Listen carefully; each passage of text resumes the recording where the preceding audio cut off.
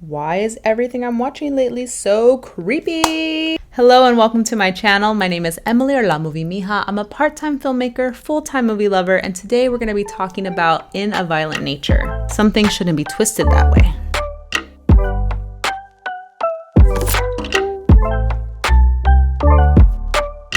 First, I gotta say thank you to everyone who watched my review of Longlegs. I'm so excited to see you so excited about the movie. I can't wait to hear your reactions. And a special thank you to all my new subscribers. I've watched a lot of creepy movies recently, and it's comforting to know that I'm not alone. Speaking of creepy, let's get into In a Violent Nature. This video will mostly be spoiler free, but there isn't really a lot to spoil in a movie where the execution and perspective is the real meat and potatoes. The movie follows a group of teens who take a locket from a collapsed fire tower in the woods. They unwittingly resurrect the rotting corpse of Johnny, a vengeful spirit spurred on by a horrific 60-year-old crime. The undead killer soon embarks on a bloody rampage to retrieve the stolen locket, methodically slaughtering anyone who gets in his way. This is the directorial debut of director Nash, and it features a cast of relatively unknown actors. Reception of the film has been very divisive, and early reviews actually deterred me from watching this in theaters, but I should have known better than to trust the general public. I actually ended up watching this at home, and maybe it was my lowered expectations or just the fact that the pressure of the hype had diminished, but I actually really enjoyed it. If you're unfamiliar with the film, one of the bigger selling points was that this was going to be a slasher film from the POV of the serial killer. It's not really exactly that 100% of the time. We break that perspective visually and in the sound design too often for this to be exactly what the filmmakers were going for. I think of it more as a stripped down, perspective flipping exploration of a slasher film that deeply understands the genre well enough to subvert expectations in a very inventive way. In a classic slasher, the audience would be inserted into the point of view of the campers, let's call them, unknowingly setting foot into a doomed scenario. But for In a Violent Nature, we only get the Cliff's Notes of the campers' lives and motivations, creating an eerie distance between us and the people we would typically be rooting for or sometimes against. It's a really interesting experiment because it's forcing us to spend all this time with the serial killer Johnny. It's creating this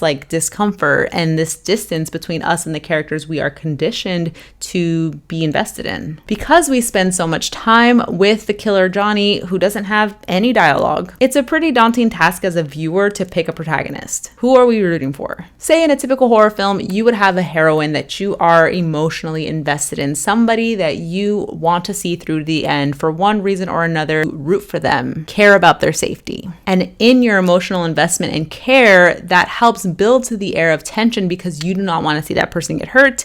You are interacting with the film and you are just hoping that they make the right decisions. And you're constantly putting yourselves in their shoes and thinking, what would I do in their situation? At least I do that. But because we are spending so much time with Johnny, who doesn't have any dialogue, we do understand his motivations.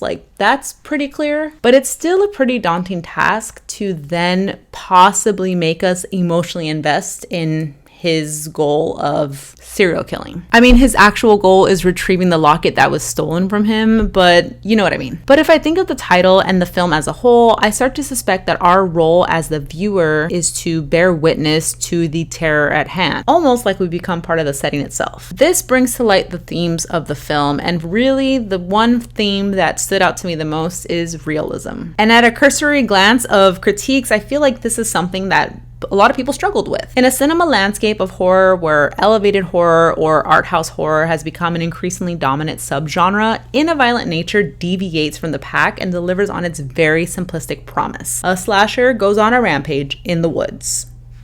Now, I don't typically like using the term elevated horror because it implies the existence of the opposite. I am of the opinion that a good story and good execution will shine through in any genre. And as a horror fan, I can be defensive or protective of the genre. I've worked on a couple of horror features and short films myself, and they're just very precious to me. Imagine if we started adding elevated to other genres. Elevated action movies, elevated documentaries, elevated rom-coms. It's actually a pretty good idea. It just doesn't work for me. I think you can have movies that range in quality in any genre. The fact is, everybody's a film critic, everybody has an opinion, and what I try to do when I'm evaluating a film is I default into the thinking of it as a 5-paragraph essay. That's the English major in me. And I ask questions like, does this movie have a distinct point of view? Do the elements of the film support the overall vision in a cohesive way? What is the thesis statement of the film? Or what is this film trying to tell me? Who made this film and what were their intentions? Sometimes it's just to entertain, and that's a very valid reason to make a movie. Does this film do what it set out to do, or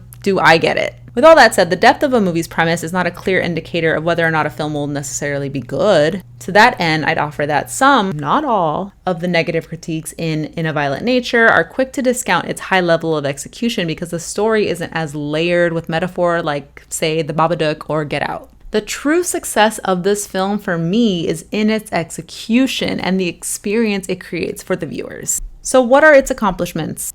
In A Violent Nature does something really remarkable in that it gives us everything we've come to expect from a horror movie, with all the overplayed tropes, from the idiotic young people prioritizing hooking up over safety, the nerd with too much murder knowledge being one of the first to go, even a traditional final girl. And yet, somehow, this film feels wholly original and provocative. For me, the originality of this movie has everything to do with the location, the direction, the sound design, the performance of the monster Johnny, and the insane practical effects. Let's talk about the location. The location of the film is almost like another character in itself. We spend a lot of time in the exterior woods because we are with the killer for a majority of this movie. Like, I'm not kidding, we maybe spend 50% of this film watching the killer walk from point A to point B. Long, lumbering, meditative shots of him walking against a gorgeous, and I cannot understate that enough, gorgeous background with the birds chirping and a rhythmic thud of his big feet traipsing through the Northern Ontario woods. And the cinematography is dedicated to putting that nature on display. There is a shot that made me gasp. Like, this movie has no reason to be this beautiful, to be this gorgeous. This is a grimy, dirty, slasher, bloody movie. But somehow there were moments that I would just love to Control P, print, enlarge, put it on my poster wall along with that Long Legs poster. Maybe to cover up that Long Legs poster. Actually, someone said I should put it in the guest closet at my house, and that's my favorite idea so far. But yes, the cinematography in this film is just utterly delicious. And I feel like you can watch this movie on mute in the background at like a Halloween party. Like, this would be a good movie to have on in the background. It is just cinema. Let's talk about the direction. Director Chris Nash, this was his directorial debut, like I mentioned before. I appreciate the long takes or imperceptible cuts in many scenes of the film where it doesn't feel like the camera is doing any kind of movement. It's placed and there you are, and you are stuck like a fly on the wall, forced to witness the brutality happening before you. And that was such a novel decision to me because there's an overrepresentation of jump scares in movies. Like, I feel it, I know you feel it too, and it's kind of desensitized us from them. They can feel really cheap or unearned, like they're overly relied on for tension building. But Chris Nash holds our focus on those single frames throughout entire scenes. And it is very haunting just to be locked in on something that you so desperately want to look away from.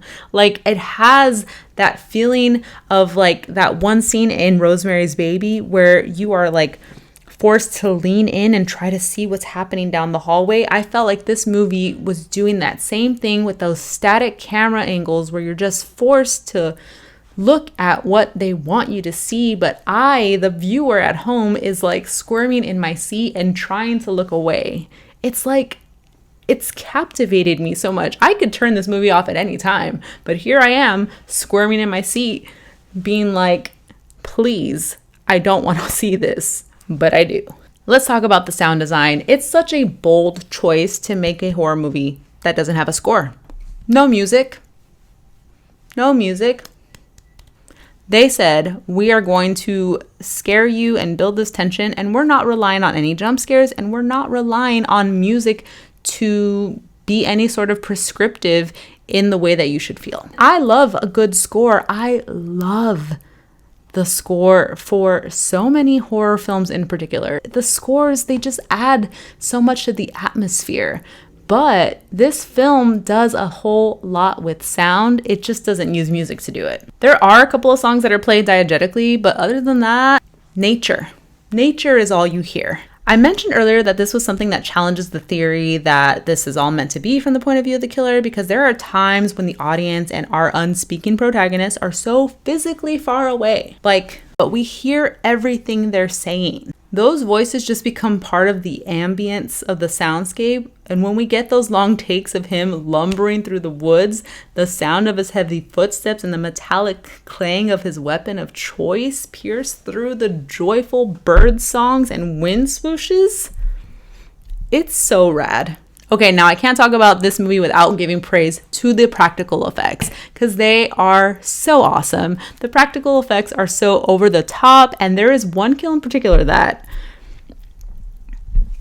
let's just call it one of the most inventive kills I've ever seen. Director Chris Nash has a lot of credits in the special effects departments, and it shows in this film. The practical effects are such a visual homage to classic slashers and feel like a celebration, like the coolest magic trick. And they add to that throwback aesthetic this film achieves. It was shot digitally, but made to look like it was shot on film. All the noise and grain added in post, making it feel like something straight out of the 80s. And the practical effects really go a long way to creating that entire aesthetic. And if you've seen the movie, you know exactly what kill I'm talking about too. It is...